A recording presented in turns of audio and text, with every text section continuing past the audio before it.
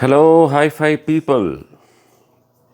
Long time, no video, but I just wanted to do a quick one on this Marantz 5420 cassette deck.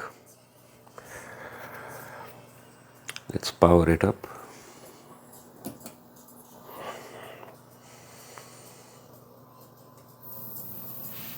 This was built in 1975, and it's more than just a cassette deck.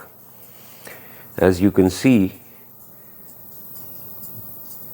this cassette deck has a 4-channel input active mixer with pan pot system. So you can just mix away 4 channels. Isn't that amazing? A cassette deck with a 4-channel input active mixer with pan pots. It's got a sophisticated Dolby system because it has the circuitry to decode Dolby FM broadcasts. And it has a rugged ferrite head.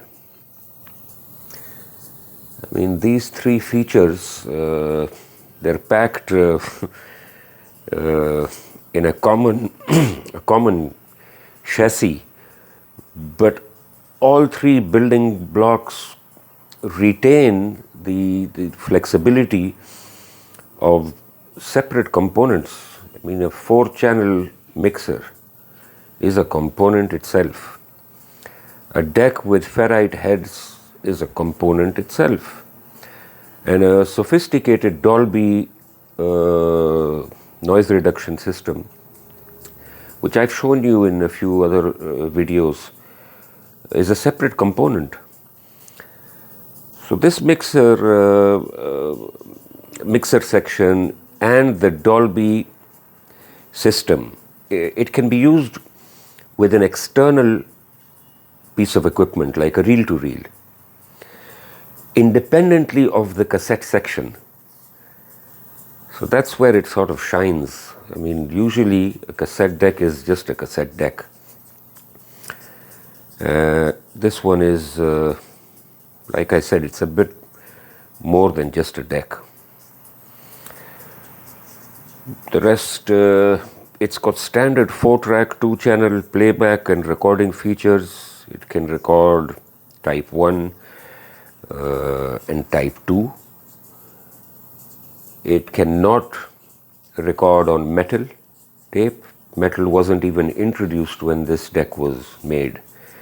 1975, there was no metal. It has Dolby B for tape recording to eliminate tape hiss. It weighs a whopping 9 kilograms. I mean, cassette decks, I would say 5 kilograms, 6 kilograms max. But this bad boy weighs 9 kilograms, obviously being packed with these extra bells and whistles. It's just another well-built piece of audio equipment from the 70s, which unlike anything built today.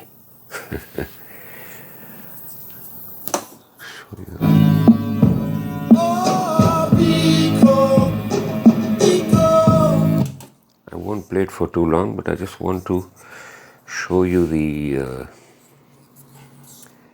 meters dancing.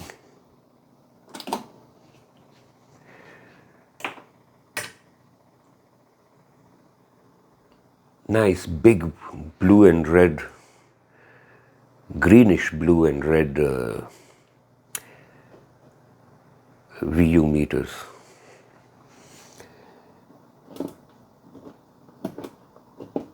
That's the Dolby for tape. That's the Dolby for FM broadcasts, normal, Chrome. FE Chrome was also a less popular tape, but it was there in the 70s. Limiter you can see here is basically, it lights up when you press record. Let me do it for you.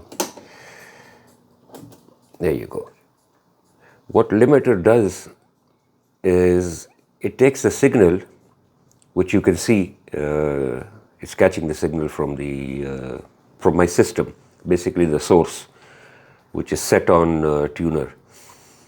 And this limiter allows you to sort of close your eyes and just record away. It won't go into the distortion level and kind of helps the user to make a good recording without too much levels. So it's a short one, but I just wanted to speak a little bit about it. If anybody knows more about it, anything I haven't covered, please do comment, and let's learn from each other.